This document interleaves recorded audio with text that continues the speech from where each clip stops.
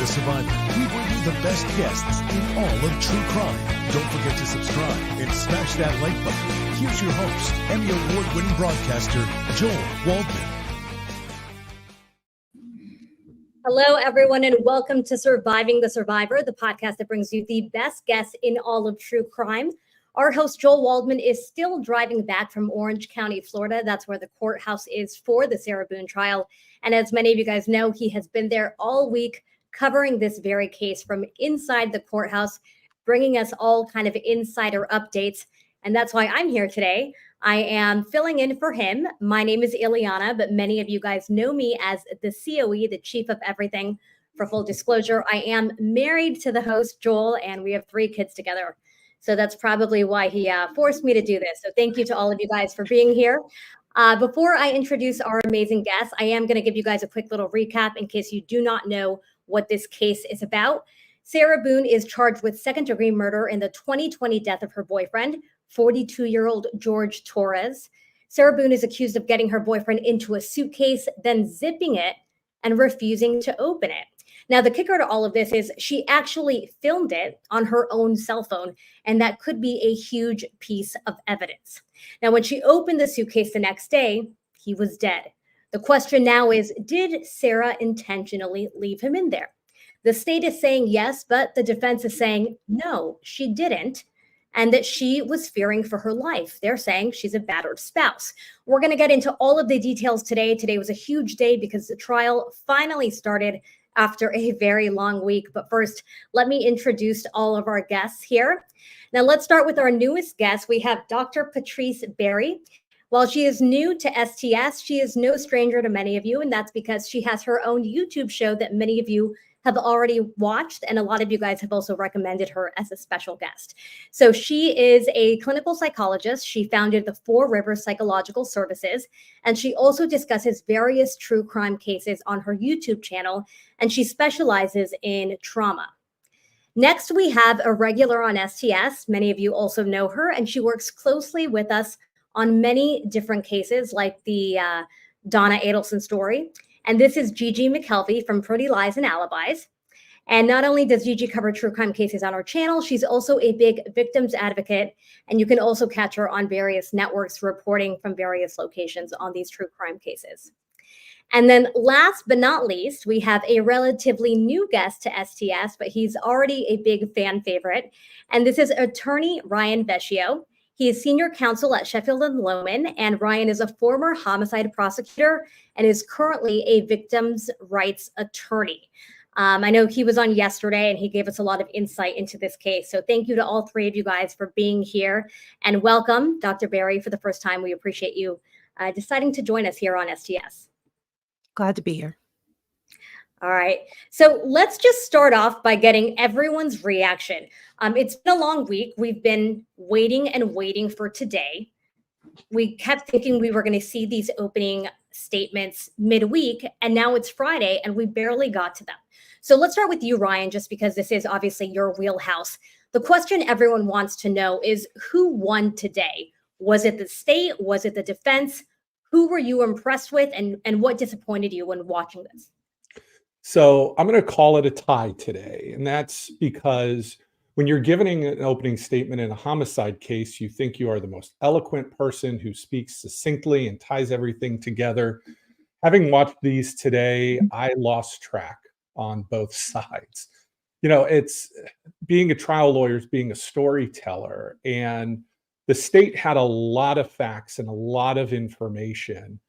Maybe a little too much. I mean, the point of today was to set the tone and to start to plant seeds. So I think James Owen in the defense did a pretty good job with that, of mitigating the awful facts and trying to tie this all back to Sarah and the toxic circle that her and George lived. I think at the end of the day, the state and Will J's recitation of the transcript and what happened in those words and back and forth, I think was probably the most powerful aspect. But really, the jurors remember the first 5 minutes, the last 5 minutes, and everything else, they tend to start doodling on their pads. And let me go to you, Dr. Barry. I'm not sure how much of the trial you've been able to watch so far, but obviously a huge piece of this puzzle is Sarah Boone herself, the defendant. I mean, throughout even the hearings, we've just been watching her. She's smiling, she's laughing, she's moving nonstop. I mean, she's a character without even understanding, everything that she has been accused of. And then when you put her into this courthouse and we know why she's there, and then you look at her, what has been your reaction as she has been reacting already to the first day of the real testimony and the opening statements? I've noticed her need for control, and she's constantly writing. She's constantly talking with her attorneys, looking around. And I see a lot of that movement as anxiety. Like, I think that's how she manages this stressful situation. And I do think she has a high need with that control, that she wants to make sure that she's putting a certain image in front of the jury. And when things are said that she doesn't agree with or that she doesn't like, she feverishly she starts writing really fast. She starts writing on other people's pads. And so that's been something that I've really noticed with her today. And I did see that they were able to get, like, the defense wanted to introduce information about a past psychological assessment that she had. And when I say psychological, it sounds like there was some screening. And on there, it noted that she can be unreasonable, that she can have unreasonable expectations. And to me, that clearly defines Sarah Boone. And Gigi, you've been streaming it as well. So I know you've watched, I think, every single minute of the trial today. A lot of people were anticipating, I think, at least in our chat, the prosecution to come off stronger than they did. What was your impression of the opening statements? And you've obviously covered a lot of different cases as a reporter for both Law and Crime, News Nation, and many other networks. So as you were watching today's trial begin to unfold, what was your impression? Yeah, with the openings, I thought they were a little weak, but at the end of the day, they're going to prove their case through witness testimony and the exhibits they bring in. So openings are just, they are what they are. It gives a roadmap, and maybe trying not to get the jury so bogged down right in the beginning is a good thing, and just let the evidence speak for itself as it comes along. But I was so surprised at how quickly these witnesses were on and off the stand. It was like, I was really surprised we got through that many witnesses today. Maybe it'll set the pace for the trial, but then Sarah's going to take the stand and all that's going to go out the window. It may be the second coming before she gets off that stand. Well, and that is, Gigi, that's just the excruciating part of trying these types of cases. When I try cases in jury selection, I tell jurors this isn't Law and Order, and it's not 22 minutes, and there's not Hollywood script writers that are going to make everything gripping. Sometimes it's like watching paint dry in the winter. And unfortunately, you have to lay those foundational pieces. But when you are so dry as this afternoon, it's not a great place to leave the jury going into the weekend. That's a good point. Yeah, no, I do think it was not, they have a lot to work with there. And I was really surprised they didn't pull some of that out on the first day to leave that bigger impression as the jury goes for 2 days. So yeah, that's a really good point though. And Ryan, I wonder, sorry. Go ahead, Dr. Barry. I wonder if the state was expecting to start sooner, because it sounds like today that there were some out-of-state witnesses as well. Yeah, it's so hard when you're timing witnesses because unlike the defense, the state here doesn't have a whole team of paralegals and secretaries. They have a witness coordinator that's back at their office, and then State Attorney Jay and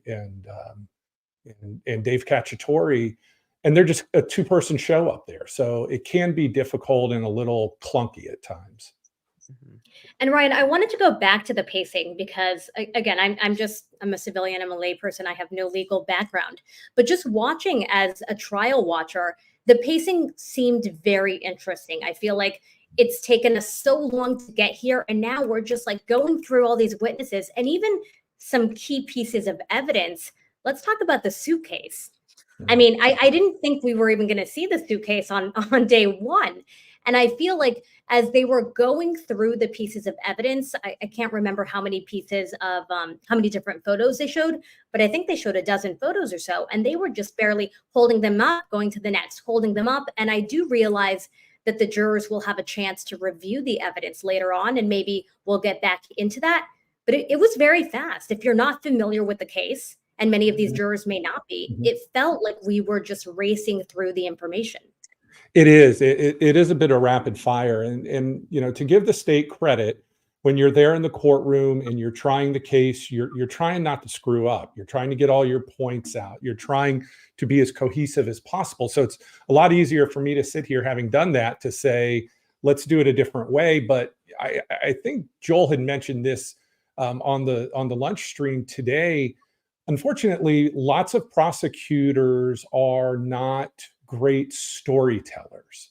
And you really have to give good thought to who the audience is and how could you best advocate to that audience. So all of the pictures showing this is the hallway, this is the hutch, this is that, probably aren't the most impactful. Now, when you start getting into the photos of the suitcase today and the little pink wire as it went underneath, that to me is fascinating, because if I'm a juror, I let that photo breathe a little bit, not even saying anything, and let the jurors picture George Torres in that suitcase using that wire to try to get out. So I think sometimes your instinct is to rush, just go fast as you can, fast as you can, fast as you can. You're right. The jury will have all those photos and every piece of evidence back in the jury deliberation room. So sometimes you just got to take a deep breath a little bit and just you know, like opening a bottle of red wine, just let it breathe a little bit and be really intentional. And speaking of intentional, you know, so many people were looking forward to the testimony from Brian Boone, because we all, I think, assumed that he would have a longer testimony to go over some more of the meat and maybe give us more insight into Sarah's intentions. And Gigi, I'm going to go to you first, and then I actually will have everyone go around and discuss this, because I do think we were expecting more from Brian. Gigi, what was your take? Brian was only up there for a couple of minutes, and again, it seems like he barely gave us anything that, you know, jurors already knew.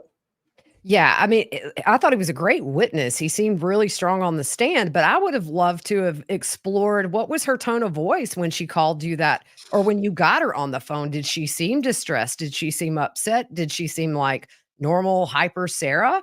Or was there something different? You know, I just felt like there were some missed opportunities with him to maybe, you know, get his opinion on her frame of mind, at least compared to what would be normal times with her.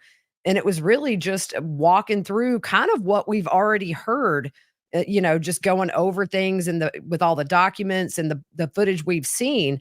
I just didn't feel like there was anything new to those of us who watch. Of course, this is all for the jury, but still, you know, and even try to get some insight into Sarah before she met George. Was she somebody who argued, you know, what was the downfall here with you guys? Was it that she was unreasonable? I feel like they could have explored a lot more to really kind of bolster their case of her being an aggressor, which we know there was mutual DV in this relationship. Unfortunately, it's DV Awareness Month, by the way. Get out with your life. You know, there are ways to get out. Call the National Domestic Violence Hotline or the Hiding Place. My friend, you can Google them. But still, I just felt like there was so much they could have explored there to really paint a bigger picture of one of the few people on that stand that actually is going to know her for any length of time. And going to you, Dr. Berry, you know, talk to me a little bit about the psychology or just like the experience of going in. I know today specifically, our audience was also very interested in the actual witnesses themselves and how many of them felt very uncomfortable being up there. It didn't seem like it was a natural place for them.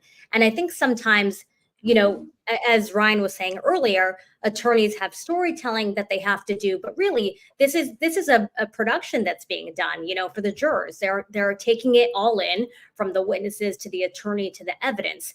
And so talk to me about the witnesses on the stand. Was there a witness that you felt stood out to you in terms of, I know some people were saying there were some witnesses that were a little bit more tense than others, more uncomfortable than others? Yes, and definitely George's brother seemed very uncomfortable. I'm sure it was hard for him to even sit across from Sarah talking about the last day that he talked to his brother. And I really wonder if the prosecution is saving some of their extra or like the testimony that Brian Boone might be able to give in the future if Sarah does successfully present a self-defense case, if they'll just call him on rebuttal. And then that's when he'll be able to go into their history and the allegations of her being aggressive with him. But to me, I thought the state is laying out their case that they likely both had an issue with alcohol. The neighbors heard it. I thought it was powerful. The one neighbor talking about hearing something from above him to below him. And he was kind of a feisty witness in a good way, because the defense attorney accidentally said 2009 instead of 2019, and without a beat, he was like, "I was 9," and I wouldn't have been able to do the math in my head. Like, he was like, "Sir, I was 9," Yeah. and I just really appreciated how they're giving the facts, because I think sometimes people's emotions can get involved when you start talking about what you think, or I don't know, like, to me, they are laying out these facts, and the facts are not good for Sarah, to me. And that's even before the video comes in, which to me Yeah. is just like seals the deal. Yeah. Well, and that raises my next question, Ryan, because today we're getting a lot of mixed feelings. And again, I'm just talking about the true crime audience. I know that we're not the jurors, but in theory, any of us could be a juror. And that's that Mhm. we know more about this case than the actual jurors do, because we've been reading about it and watching it. But so many people were discussing the fact that they think the defense is doing better than they expected.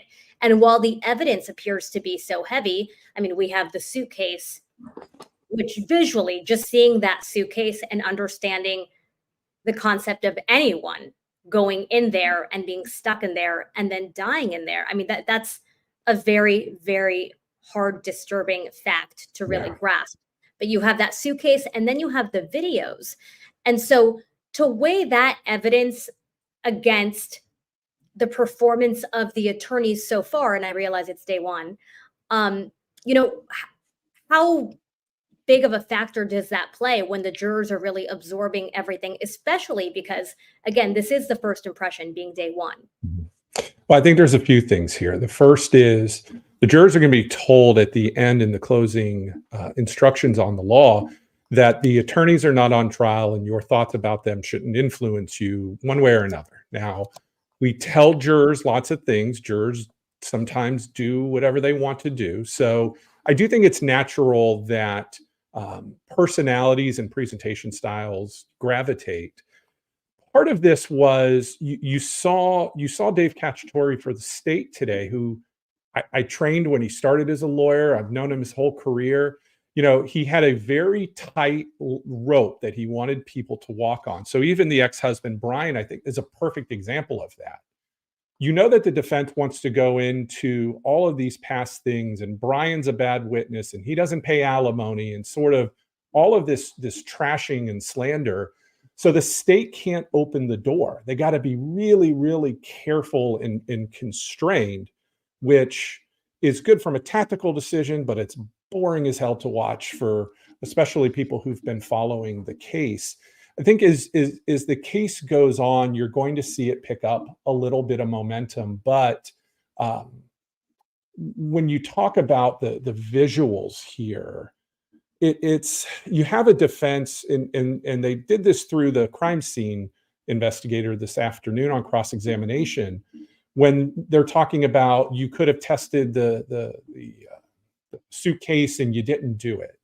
Well, and this is a pretty common trap that defense attorneys fall into. This is a self-defense case. It's a battered spouse syndrome case, which requires Sarah Boone to admit that she did something that otherwise would have been homicide in the state of Florida. So when you start fighting little things like you could have tested whose blood was in the suitcase. Well, come on, we know that George Torres's blood is in that suitcase because Sarah Boone sure as hell never got in it, and we have a video that proves that. So sometimes I think the defense was able to lay some theories, but then when you attack like that, it just sends mixed messages. And I think the last part that I noticed today was the defense did do better than they had this week, but they set a really low bar their first couple of days as they fumbled through late discovery and arguments and motions in limine and things like that.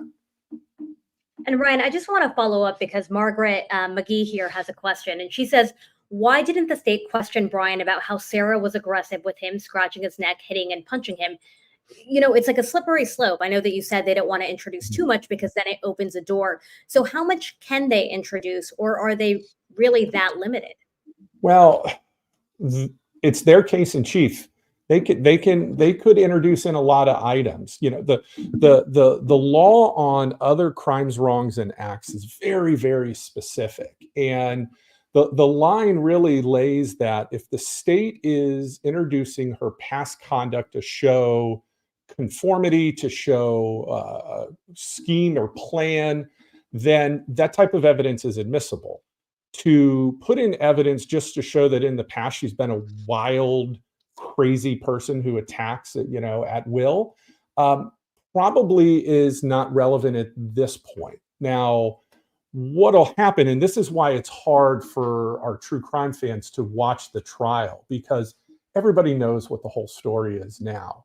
So, and to Dr. Berry's point, what you're going to see is the state being controlled. The defense, through the narrative testimony, is going to establish all of her victimization, which I do think is legitimate. Once they put that ball in play, I think the state's just going to run wild with the stories of how Sarah was irrational and Sarah could process, but Sarah was aggressive, which will rebut her claims that ultimately they're going to argue to the jury. And Dr. Berry, Jenny Allison here has a question for you saying, would you say Sarah seems like the typical victim of DV? And does she show the signs of a battered spouse? That's obviously the big question in this specific case. And I'll be interested to hear what comes out with the experts that interviewed her. My general opinion, just based on what I've seen so far, the method that she used is not typical. So typically somebody who is afraid for their life, it's normally a more lethal method. And normally there are these other things going on. To me, it sounds like there was mutual harm. I think their relationship was toxic. I think together they would drink too much and they would go back and forth and have these big arguments and big escalations. It would sometimes get to the point where there were hands-on, which is not okay. So I've talked recently about, like, it's not okay for women to put their hands on men. It's not okay for men to put their hands on women. Yeah. Because sometimes we look at that different, and male victims of DV are less likely to report because society-wide, sometimes they're viewed as less masculine, or like, are you weak? Like, why couldn't you control her? And I think George could actually have a pretty good case of being battered based on just some of the things that we've heard. Now, I do think things happened. I do think things were wrong in their relationship. Battered spouse syndrome is not in the DSM-5. So it would be post-traumatic stress disorder, or it would be some trauma and stress-related disorder. But legally, in order to meet criteria for battered spouse, it's my understanding that the person has to, in that moment, they have to fear like there's imminent death. And when you're afraid for your life, you don't just go upstairs and go to sleep. That just doesn't make sense to me. It also, I've talked on my channel a lot. Her explanation of hide and seek does not make any sense. And the prosecution— she knows where he is, obviously. Like, you don't, like, when you're playing hide and seek, you don't hide the person with two people. Like, it doesn't make any sense. And how it feels to me personally is that Sarah is trying to find something to be found not guilty, when I think the manslaughter offer was like a really, really good deal, because I think the state has a very strong case for second degree. Can Yeah. I ask something, COE? And first, you're doing a phenomenal job. Not to talk bad about your husband and his style versus your style, but one thing that really stands out to me has been, and we've talked about it all week, the concept of the normal or the regular victim.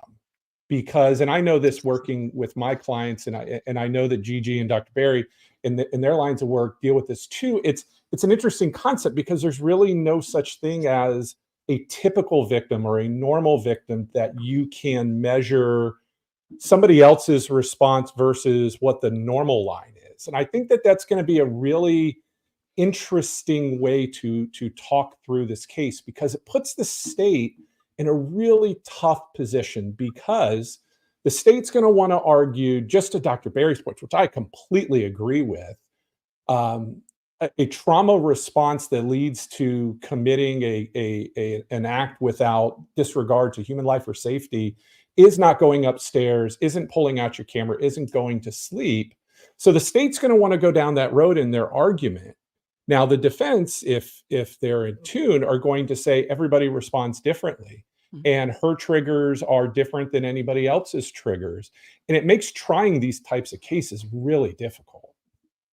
Well, and you know what I find interesting in regards to a reaction is what stood out to me.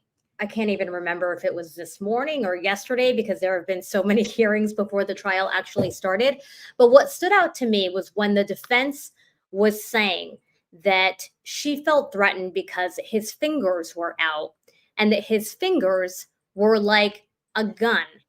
You don't have to pull the trigger to feel threatened. And then today, while we were seeing that suitcase, and Gigi, I'll have you react to this, while we were seeing that suitcase and while they were zipping it open and closed, I mean, first of all, it is a small suitcase. It is 28 inches, which is like this. I mean, that's insane. I'm 5'2" on a good day, and I couldn't fit in there. It's a tiny, tiny suitcase, and they were struggling to even open it, and no one's even in it. So to understand the reality of what was, happening, and for her to say that she feels threatened in any way when she knows he's inside, we see him inside in the video. I mean, he could have an entire handout. And so I do think it's just this idea of common sense too, which I think plays into this as well. And again, I think it's interesting because from what I understand, the jurors don't have any kind of legal background. They are just, typical jurors who are absorbing this all as some of us are as civilians. So Gigi, what's your reaction to that? Because again, I do think a lot of us know more than the jurors. And so the jurors are taking this in with a different perspective than many of us already have. Well, I think too, if I'm on that jury, I'm thinking you say a self-defense, but you also say, well, I thought he could get out. He had a couple of fingers out. And then I went upstairs and went to sleep. So you're not feeling so threatened that you assume he's going to get out and then you go to bed. That's not somebody who is in fear of their life in that moment.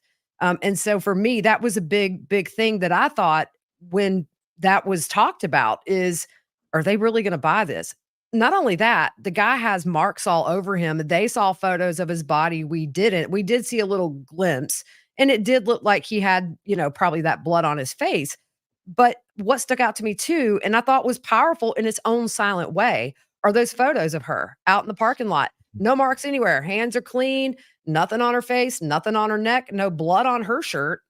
So, maybe they're drawing the conclusions they need to in a way that doesn't have to be this big explosive moment from the state. Sometimes let jurors figure it out for themselves and have that aha moment. And then, you kind of just give them the tools and they do the work for you. So, and speaking of zippers, I thought the crime scene text come back. He said, do you have experience with zippers? And she's like, I have a lot of experience with zippers. I was dead. That was like the best moment of the day. A lot of experience with zippers. Well, and aside from the suitcase, another big moment, I thought, today, which again, going back to pacing, I feel like we just got through so much today, but I was surprised. I was not expecting to get to the 911 call today. Did that surprise anyone else? No, that's pretty standard.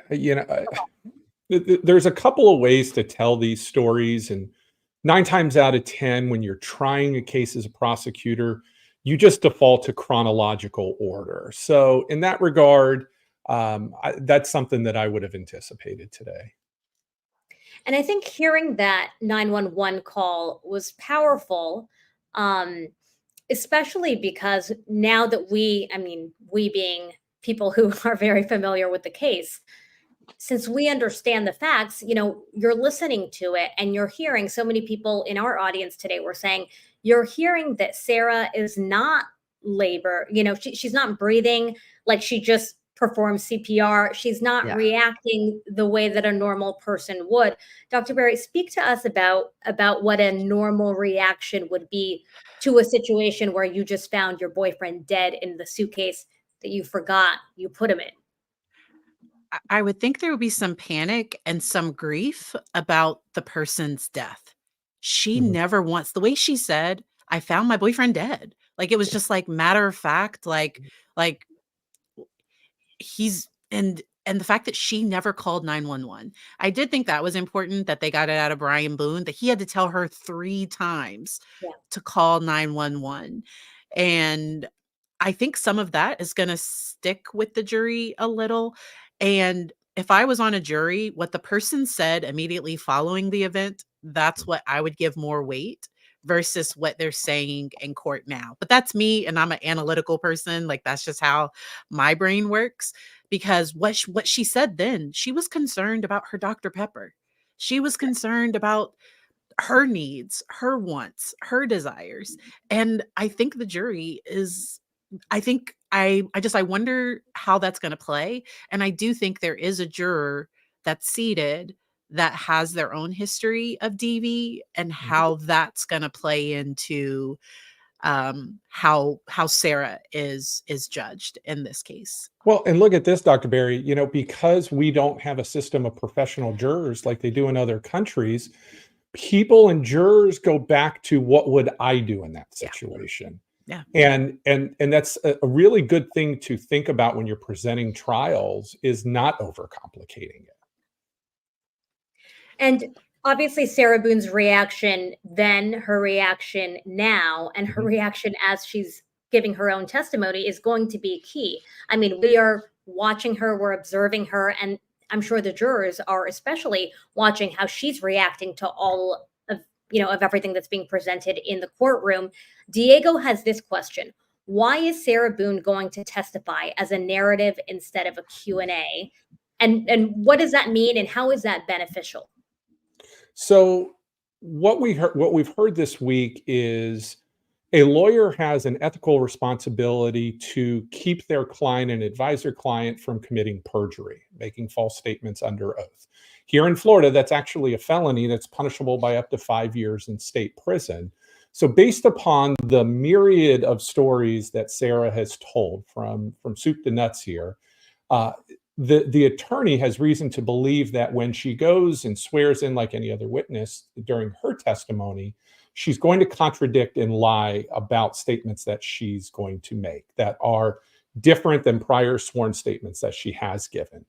In that situation, under the rules of professional responsibility, the lawyer cannot help or aid her in giving perjurous testimony. So in that situation, and having been an attorney for 20 years now, I've only seen this happen once in about 7,000 criminal cases. The attorney just has to sit back and let her just go on and on and on and on, which is going to slow this case up, but it'll definitely be bring your popcorn to court stuff. I mean, that's the thing. How dangerous is that? Like, who would want that, knowing? I mean, we know who Sarah Boone is now. We've seen her react. We've seen her try to present herself. She's gone through how many attorneys? And so why is this the best option? Well, it's really the only option. This is where the defense is caught. We heard so much throughout this week about overt acts and self-defense and all these items. The defense has to present something to be entitled to the self-defense instruction. So it has to be even just a smudge of evidence to prove self-defense or to lay the foundation for it. That's going to have to come through Sarah Boone, because the prosecution sure as heck is not going to put any of that in there to give her the instruction. So you got to get it out. And she's the only witness that can establish that. So she's going to testify because she has to try to get the defense that she wants. And you remember Robert Tejas did the narrative testimony. If you followed that trial, the Vegas, he killed the Vegas journalist, you know, and even him, he's an attorney, and it got away from him. It's like he kind of started rambling, and you're like, whoa, you're going way off base. Can you imagine Sarah Boone, y'all? I mean, seriously, it's talk about bring your popcorn. I'm bringing like popcorn and coffee and everything. I'm ready. Let's go. Let's do it. And that's the thing, is when you're questioning your client, the best move you can ever make to your client is this right here. And I tell every client who testifies, when my hands go up, I'm the crossing guard. So stop what you're talking. And I don't care if it's in the middle of your sentence. And that's because the attorney is going to be able, knowing what she's going to say, is to be able to avoid the landmines and tick and tack. She's just going to go on and on and on. And there's going to be 100 objections, and there's going to be instructions from the judge, and the jury's going to end up going in and out a couple of times, to where the judge is going to tell Sarah, you can't do this, you can't do this, you can't do this. So it's going to probably be the last desperate effort of somebody who has just grasped for control this entire trial against what's best for her. She ought to just sit down, shut up, and let her attorneys do their job. Well, and the irony is, I mean, already people are saying it looks like she is trying to be an attorney out there. She's taking notes, she's flipping through. I mean, we were even discussing earlier on another channel, or sorry, on another show on our channel, that if you didn't know, you would think she's part of the defense team because she's playing the part. And now this is almost her moment where she gets to do what she wants to do. But obviously, it's going to be a very dangerous, interesting situation. Yeah, Dr. Berry? If you all remember her ad, she wanted collaboration. She wanted to be an equal with the attorney.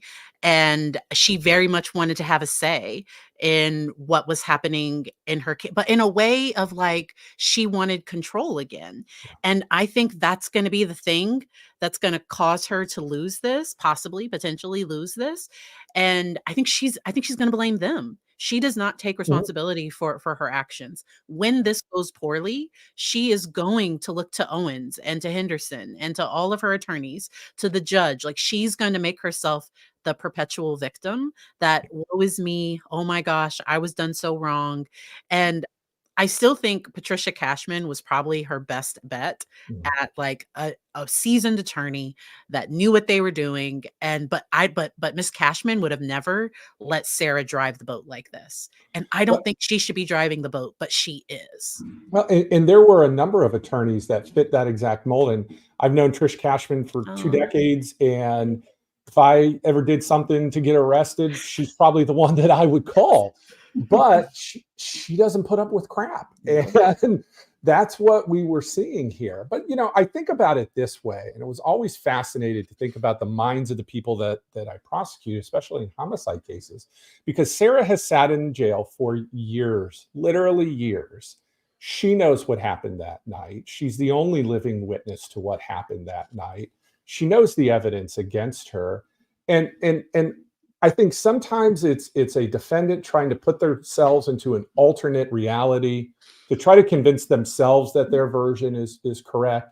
I think sometimes also you put off and put off and put off, and you hope that something's going to happen to go your way. Once you're looking at the whites of jurors' eyes, however, it's, you know, the gig's up at this point. And to me, the best thing that Sarah could be doing is blending in like a wallflower. But every time she's scribbling, every time she's yapping, to your point, COE, jurors look over, and jurors want to see her reaction. Yeah. Now, it has to be about her when she testifies, but until then, she needs to take focus off of herself, but she can't do that. She's the smartest person in the room. Yeah. Yeah, and Gigi, STS Nation is actually joking. Who took more notes, Joel or Sarah? And honestly, I'm not quite sure because Joel sent me like 24 pages of notes for the show for tonight, which, by the way, I haven't looked at a single page. I was like, we're just going to wing it. So sorry, Joel, if you're listening. But going back to Sarah and her need for control, I do find it interesting. And apologies if this is something that's normal and I'm just, new to this world of trials. But Gigi, Ryan, or Dr. Barry, all of you guys, I have never seen another trial where the judge is constantly asking the defendant, are you pleased with how it's going? Are you pleased with your representation? And so it's funny, someone in the chat, Abby Crossing, a friend of the show, says, I love that he keeps asking because he's keeping her in check and he's keeping it on the record. Is that the purpose of that? Is this normal in a trial? Absolutely, 100%. Because what's going to happen is she's extremely likely to get convicted. She's going to go through direct appeal, which probably is going to be denied. And then at that point in time, she has the opportunity to claim what we call ineffective assistance of counsel, which is my lawyers did such a bad job that no reasonable attorney would have done what they did. And they didn't listen to me and they didn't explain the plea offer and they didn't take my advice. So what the judge is doing is the judge is envisioning that ineffective assistance of counsel hearing that'll come up in 3 or 4 years and is going to ask her, are you happy? Are you satisfied? Were you involved in jury selection? Did you talk to your attorneys? So every step along the way, this judge is just going to make sure that the appellate record's clear. And Gigi, I know that you were watching the trial. Which witness would you say has given us the most insight into Sarah Boone and who she was at the time of George Torres's death? I think Sarah did on the body cam, to be honest. I mean, you see her body language. There is no anguish on her face. There's no, oh my gosh, the guy I live with that I've been with for 4 years is dead in that room. Nothing like that. So I think really that's what the jury is going to focus on.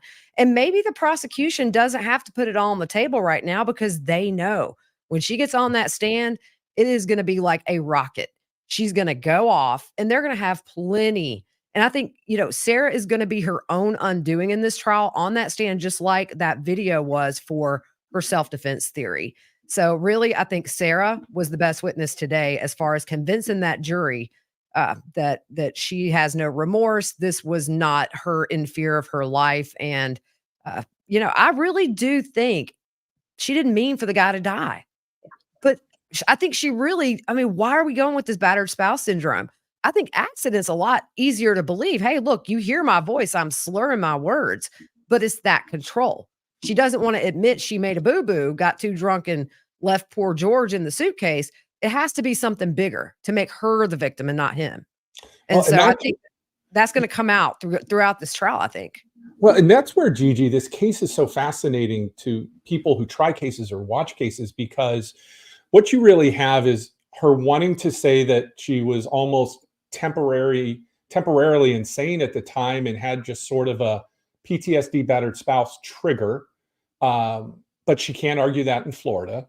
She wants to argue that they were drunk, and we heard that in the defense opening, but voluntary intoxication is not a defense in Florida. And to your point, and this is where I think it's going to be hard for the jury, because your point is a great one, that she didn't intend that George die by her act. If she did, that would have been a first-degree murder. And what's hard for a jury to conceptualize is second-degree murder or homicide just involves an intentional act. And that act isn't designed to cause the death of somebody, but for second degree, it's so reckless that it has disregard for life or safety. Or in a manslaughter, it is more than merely negligent, that what you did could have led to what happened. So it is going to be fascinating to see how all of that really does, intertwine here. But if she argued accident, the jury will get an instruction on accident. Oftentimes, it's really hard for a jury to really understand what the legal definition is, because unfortunately people like me wrote them. Yeah, but I do think, just going back to the second degree murder, their best bet's just going to be focusing on that video with her taunting him, F Yep. you, Yep. you know, this how it feels. My name's Sarah, don't wear it out. You know, that kind of thing. I mean, there's between her on the stand and that video, though, I think her goose is more than cooked. It's well done. It's And I think it's like a turducken of crime now, isn't it?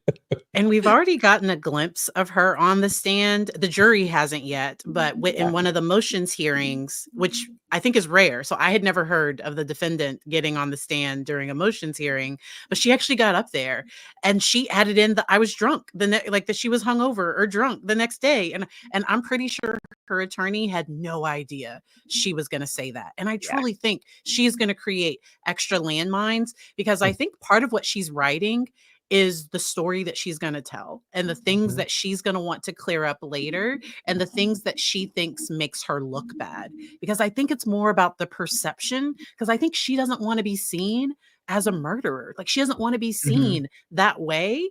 And that's the thing, versus focusing on, like, alcoholic blackout would have been a really good possible defense, because I don't know that Sarah knows what happened from 11 to 1 a.m. 11 p.m. to 1 a.m. I don't know that she knows. I think that her face of, like, I don't know, like, if you know, tell me. Like, I think that was honest. I don't know that she knows exactly what happened in that period of time. Well, and there's Well, and also here's where it may actually. Everybody's Yeah, like, go I got ahead. something to say. No, Go ahead. Let's go. Ryan, you go. You're a guest. Yeah. So, here's where Sarah's rambling narrative may actually be the smartest thing she does in trial. And that's going to be because she's going to say all sorts of things that are objectionable, not relevant.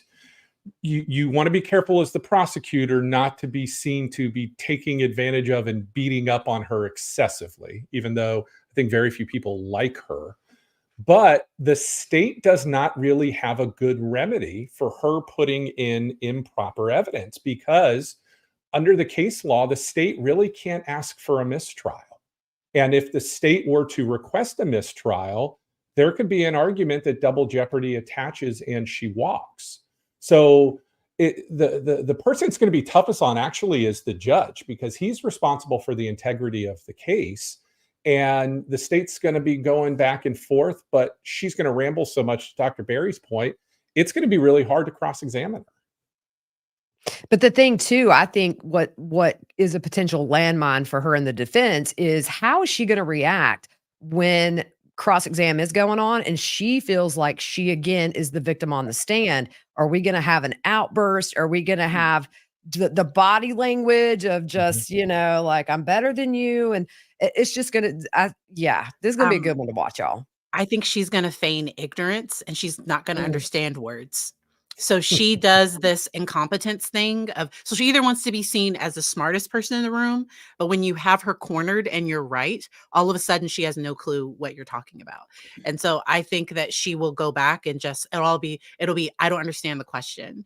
And Owens is going to stand up and he's going to ask for it to be clarified. It's going to be similar to what we saw before, because I do think the state is going to try to explain why things are different. And Owens tried to help her a little in his opening, saying that she lied, she was scared. And that did get in on the body cam, her talking about being afraid of George's family, all of that. And but juries, I think, can be good at siphoning through, like getting through everything. If she hadn't recorded that video on her phone, she might have got away with this. Yeah, she might have. Oh, well, I agree 100%. Yeah. And this is one of those, from a strategic standpoint, trying the case as a prosecutor, as she's being obstructive and not answering simple things, your inclinations want to jump on her and pounce on her. But really, she's the type to where if you just nag at her and just kind of poke at her a little bit and poke at her a little bit, she's eventually going to lose her top and she's going to get aggressive. And that's when the witness gets louder, you get quieter dynamic. And I think, highly likely to show that aggressive side of her that would be the best rebuttal evidence that the state could have. And so many people are saying that this does seem like it is such an obvious case. Carrie Lassiter here saying this is an open and shut case. It's ridiculous that she's even pleading not guilty. The jury will deliberate for 5 minutes at most. I mean, we've seen the 911 call, we've seen the body cam. There's a lot of evidence, and yet still, you know, while some people feel very strongly about this, Ryan, you're shaking your head saying you don't know.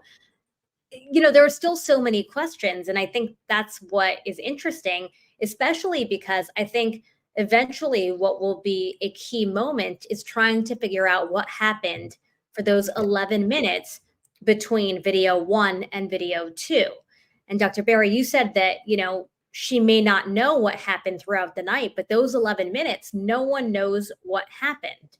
So we're now going to have to wait for Sarah to tell us her story. And there really is no one else that can fill in the blanks. And I do think she is going to say something. So she is, and it's my understanding that she's already provided testimony, or like she's already provided a statement to the different experts. But the prosecution has done a good job saying she has to first get to that act, to what was that thing that caused her to do what she did, to where it was just, I don't know, where it meets the legal definition for them to then bring in all of the other evidence. And I think that was good. The defense seemed to try to get like the pictures of her wounds and things in their opening, and the prosecution was watching and made sure that that didn't happen. But this is a difficult one. And I do think that with the cameras in the room, so I think with the cameras, I don't see Sarah losing it because the cameras are there. Because I think she's very aware that this is televised.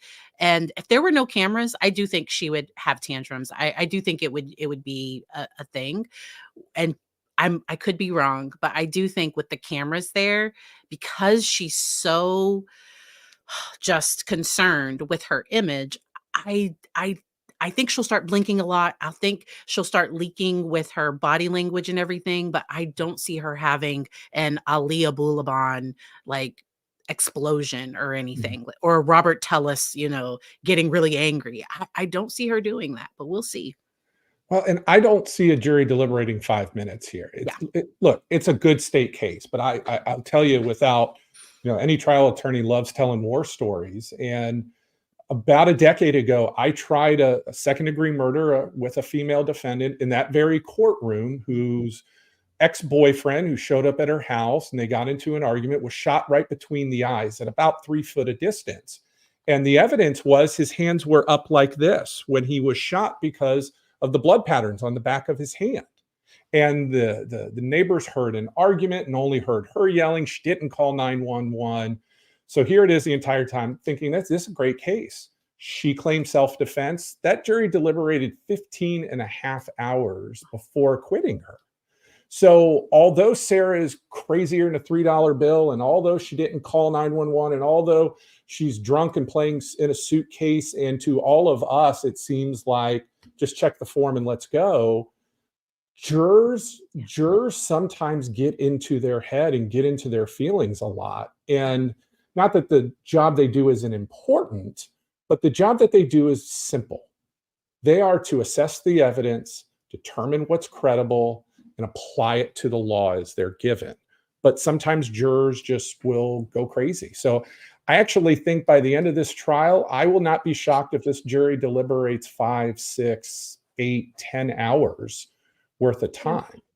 Well, look at Robert Tejas. I mean, I thought that would be a hour or less verdict, and we went a couple of days with that. I'm sitting here thinking, what's the holdup? Like, that's him walking. I mean, they put the side-by-side video. It just seems so sure to me, but juries are very unpredictable. And it takes one person to have a little bit of sympathy. Yeah. Maybe they've been in a relationship. Maybe they get that fear that's instilled in you when you have a mutually abusive relationship.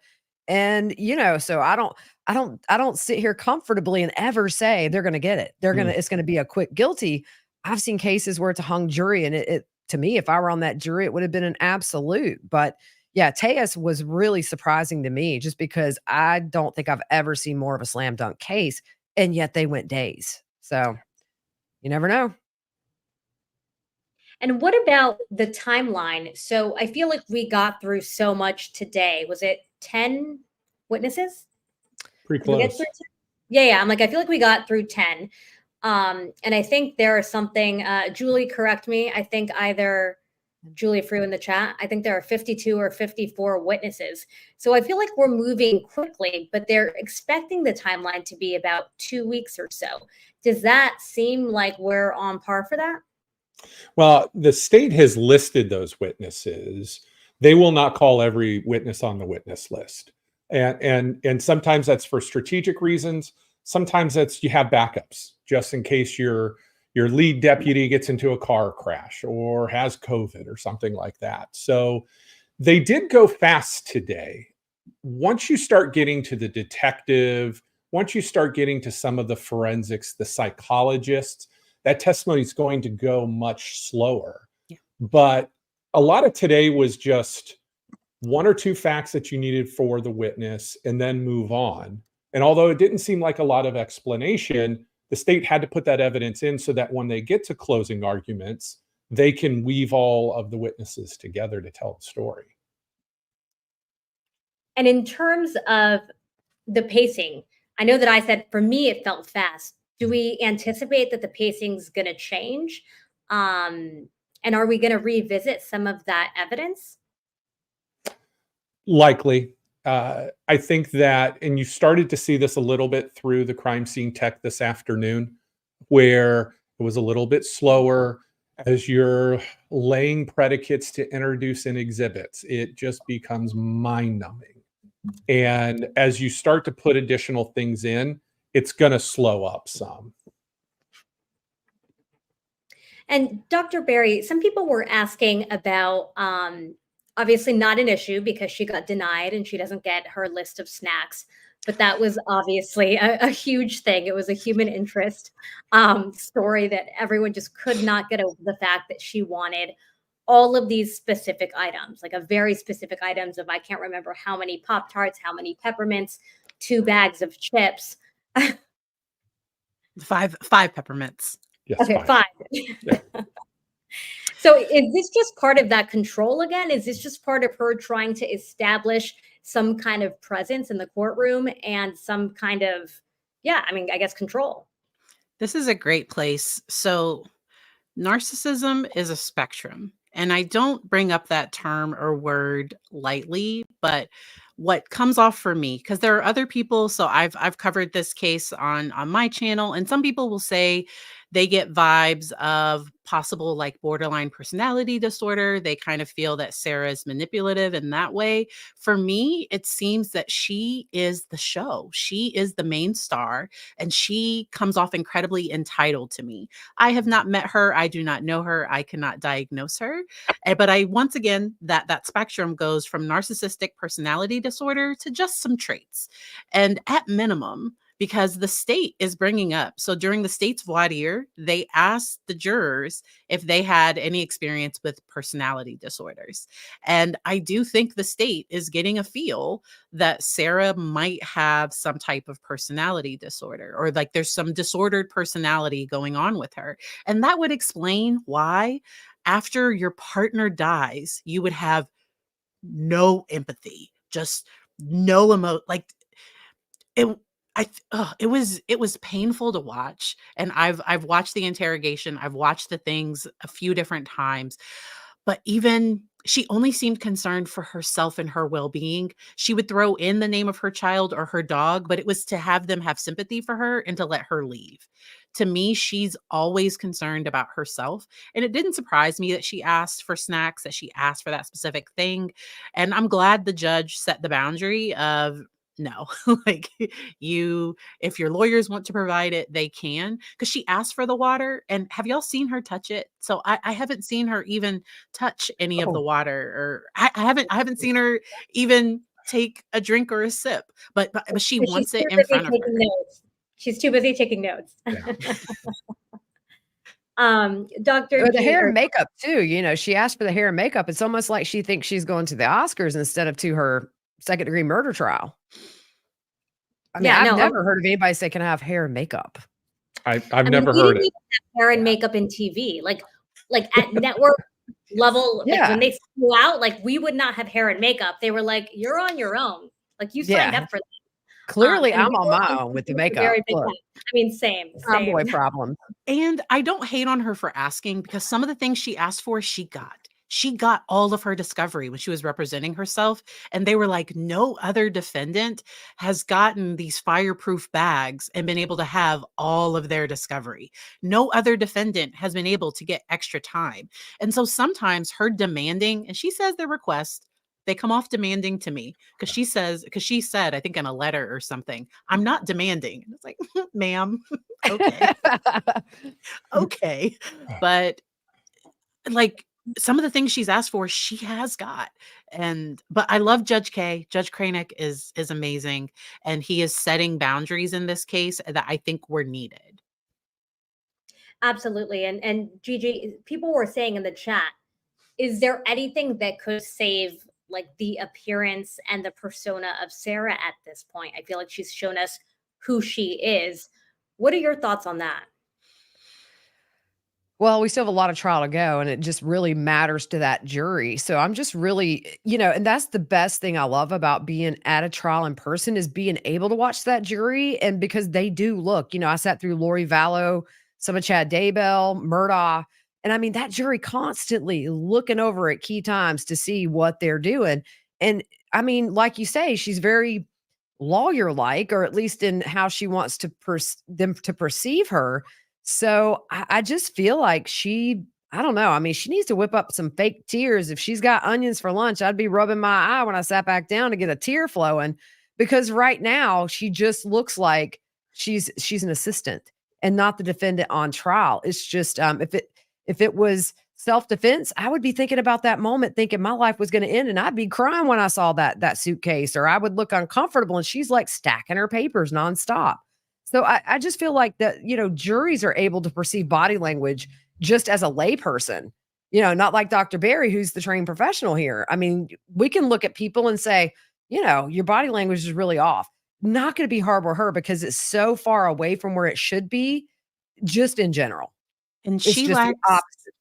And she lacks insight into her Mhm. behavior, into Hmm. how she impacts others, in my opinion, from what I've seen. Because even if you gave her feedback, she would hear it as criticism and she wouldn't receive it. So Mhm. she wouldn't hear, Sarah, how about you might want to try. I don't think she would be open to that. And because I'm sure her attorneys have tried to say, like, hey, like, let's try to listen to them. Or I'm sure her attorneys have probably given her some feedback, or they've realized that it's futile and to just move Right. on, let her do what she does, and let's get through this case. It seemed to me like Owens was frustrated with her during some of the pretrial motions, and I really wonder if he wanted her to take the deal, but that's a whole other thing. I'm sorry, but I think Well, and any good attorney would. yeah, it's such a hard thing because when you're trying a case with a client, personal feelings of the client aside, yeah. it is difficult because you're focused on 80 things at once and everything's coming at the windshield at 100 miles an hour, and sometimes you just lose focus if you have a scribe sitting next to you just writing down and post-it notes and all those sorts of things. So I do think the defense is getting a little frustrated with her. Yeah. But isn't this it's demonstrative of somebody with personality disorder? That's what I see when I see her, and I'm not the expert here, so I'll leave it to Dr. Barry to explain. But she's just it's all her all the time, and to me, if I'm trying this case, I want to play that up. I want to do things to get a reaction. I want to do things little, such as when I'm questioning, I want the jury to be looking at me, but I want her in my eyesight as well, so that they can see from the background. And I think the last thing that's important for those like Joel, who's sitting through the trial, and the attorneys in the case, you pick up on your clues with the jury. And if a jury's starting to yawn, or if they stop taking notes, I don't care what's on my list, I'm moving on to the next thing. So that'll be important for both sides to use the jury as a litmus test as they try their case. And Ryan, what about, some people were just asking, I had a comment up, but I already pulled it down. They were asking about the impact of social media or YouTube. Do attorneys, go there to sort of feel what the audience could be feeling, to feel what the average person could be seeing or absorbing from, for example, an opening statement? Or is that something that we just assume they're doing and they could care less? Good attorneys do, but I don't think enough use it as a tool, because you're right. This is your jury pool. And oftentimes I know several of attorneys, and I'll be honest that I've done it myself at times. In a big high profile case, I want to know what that juror is going to think. So you may introduce things in a certain way. You may play a 911 call in a bond hearing or a pretrial hearing so that you can see what the reactions are. It's really, really important to use the internet as a guide, but not the truth necessarily, because you are skewed a little bit on who is going to be watching and commenting, but it can be a valuable tool.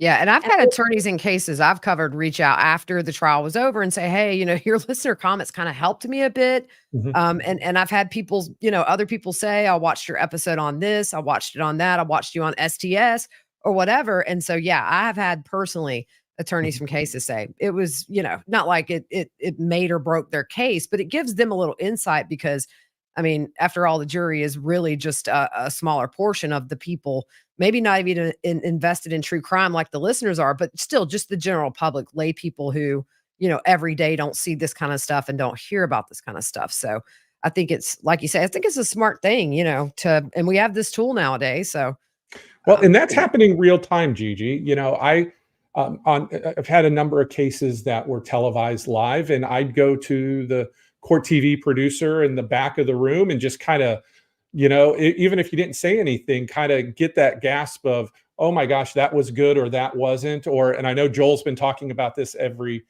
time about riding down in the elevator with Will J or Owens or Henderson. Oftentimes you can use those sort of in passing moments to get just a little taste, at least on somebody who's intently watching the case, hopefully to the degree that your jurors are. And does everyone have like 10 more minutes?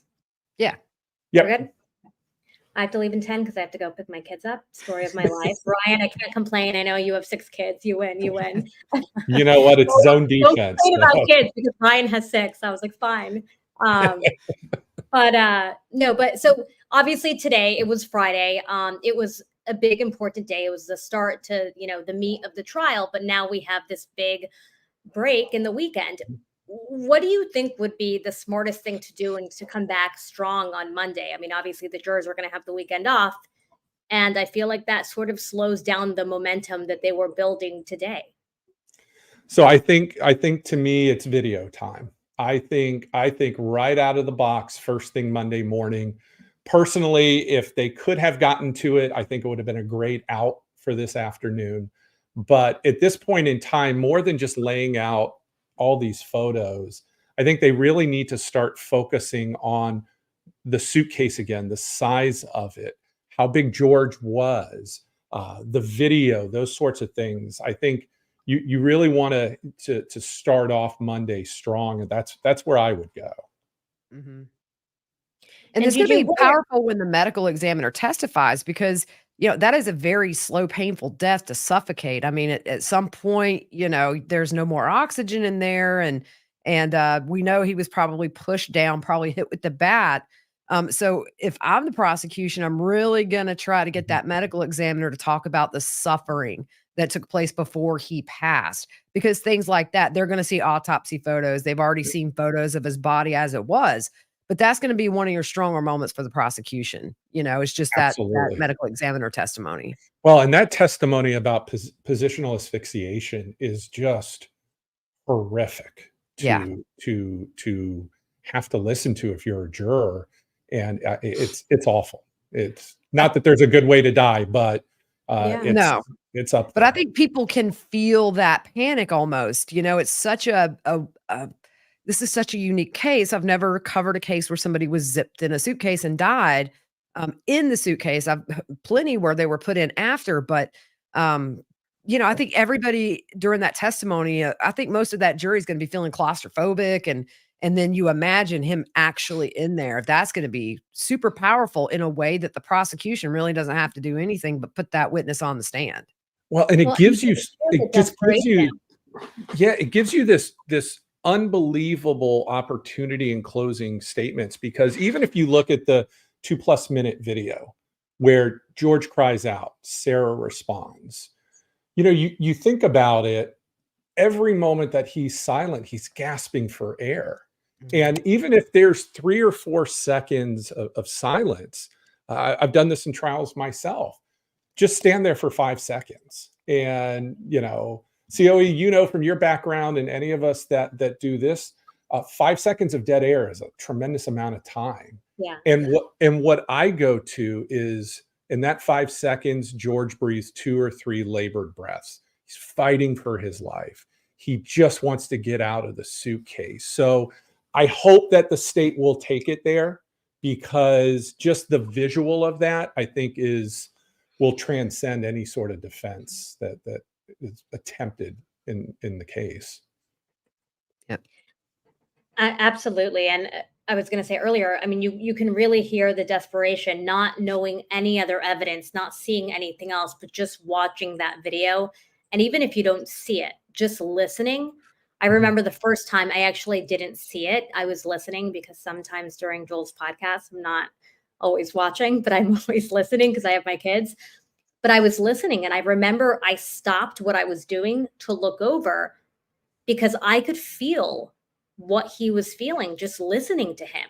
Like, you're right. The pause was a very strong pause, and it was disturbing. And then even the way that his voice, you could hear that he really was not kidding around. This was not a game of hide and seek. This was him begging for his life. And I'm kind of glad they didn't end with that, or they didn't play that today and leave the jury to just think about that all weekend. Like, I'm kind of glad that it'll go along with testimony possibly next week, because that video is it can bring up a lot of emotions. And I think the prosecution, they're telling their story. I'm wondering how much of the interrogation video they're going to play, like all of that. I think there are these other key aspects that they're definitely going to get to next week. All right, guys. Well, I'm going to ask everyone for some final statements here, like Joel does. And then I think we're going to wrap, just because I have to race out here in 10 minutes. I just want to, before we get to the final statements, thank everyone at STS Nation, all of our audience. You guys have been with us every single minute of this trial and all the pre-hearings, and you guys bring so much information to all of us as well. You guys are great at bringing us calendar dates and witness lists and everything. So thank you to STS Nation, and thank you to our phenomenal mods. They moderate the chat, and it's all volunteer work, and they're here with us for sometimes 10, 12, 14 hours. For fun, for free, because they're amazing. So thank you to everyone. We appreciate you guys. Please remember to hit the like button, hit the subscribe button. And if you haven't already, please follow Dr. Patrice Berry and Gigi, Pretty Lies and Alibis, on YouTube. They're both phenomenal. And again, they're here just volunteering their time, as is Ryan. All right, so I will start with you, Dr. Berry. What is your takeaway from today? What are your final statements on this week? I wanted to start just to thank you all for being here today. Like, this is just the chat. Everything has been phenomenal. But with Sarah, I just want to end with just remembering George. Like, so this is about him. It's not about her. This is about him. And I just hope that his family, that they get some peace, because this is a really, really hard loss when you lose someone this way, to somebody that you probably didn't like that much, understandably. Like, this is probably bringing up a lot for them. And so my heart just goes out to them. And as people are watching, as people are, watching this trial, just to drink your water, take care of yourself. And thank you again for letting me be here. Thank you. All right, Gigi, now to you. What are your final thoughts? What's the message that you want to leave with all of us? Yeah, I mean, alcohol can be really, really bad. So drink in moderation. Yeah, and I agree with Dr. Barry. I really hate when trials kind of revolve around the defendant because of their antics, and sometimes the victim gets lost in the shuffle. And also just domestic violence. I mean, we have to keep having this conversation. Men can be victims as much as women. Yeah. And just if anybody out there is in a violent relationship, it does not get better. A lot of times this is the end result. And get out with your life, especially and don't do it for anybody but yourself. It might not be easy, but it'll be worth it. And it's just something I'm passionate about. My two best friends, my old co-host who started this podcast when we left, and her and a friend of ours run The Hiding Place, which is a domestic violence safe haven. They house women on site. They house men off site in hotels just to keep that balance there. But and I'm super proud of them, but it's just something I'm very passionate about because every day we hear a story of somebody is missing, foul play, it's a spouse, it's a boyfriend. God, it just never ends well, but hopefully justice for George because I could understand if you maybe got drunk and went to sleep, but when you record for 2 minutes mocking your victim and laughing as he is gasping for air, you deserve to be in prison. So I'm all for it. And I'm gonna get some popcorn ordered and popped and ready. We need to do this again after she gets on the stand, COE. I know we will. We will. Don't you worry. All right. And Ryan, your final statements for today. Well, and I appreciate the opportunity, and Dr. Barry and Gigi, and this has been a good conversation. The thing that's not lost on me is the concept of justice in criminal law in these types of trials is interesting because no matter what, the family of the deceased, they just want their loved one back, and that's never going to happen. And whether or not she's convicted of second-degree murder or manslaughter, whether or not she's acquitted and serves life in prison or not, I think it's always important to remember that these types of trials just show us, unfortunately, the reality of abuse and cycles of violence. And the concept of justice is individualized to the person. Sarah Boone's idea of justice is very different than George Torres's family. And I think that it's important for everyone to see these sorts of cycles and to realize that there are people there that love you and support you that you may know or that you may not know. And I think as we continue to go on, it's important to identify and speak to the ability to transcend victimization. And it's going to be interesting. So buckle in for a wild ride because we've still got a lot of time here. We do. All right. Well, Annalie Finch is saying it best. Great panel. Thank you to all three of you guys for being here. Thank you for your time. I do want to give a very, very big shout out to Joel, who is listening. He's driving home. Hurry home, Joel, but be safe. He has worked his little butt off, and we are very, very proud of him. He does a phenomenal job. A lot of people like to joke around with him, but Joel has his heart in all of the right places, and he always covers cases. And what you don't know or see about Joel is that behind the scenes, he's always on the phone doing a lot of victim advocacy. So Joel, we adore you, even if we give you a hard time. Thank you to Steve Cohen, who books all of our guests and does a phenomenal job. And thank you to Space Coast, who has about 9 hours of editing ahead of him. I'm so sorry, but thank you. And thank you to all of you, STS Nation. We appreciate all of you guys. Please, again, hit the like button, subscribe, and please support the show. Thanks so much, everyone. Take care. Have a good weekend. Bye now. Sorry, guys. This is awkward. I need to end the show. All right, here we go. Bye.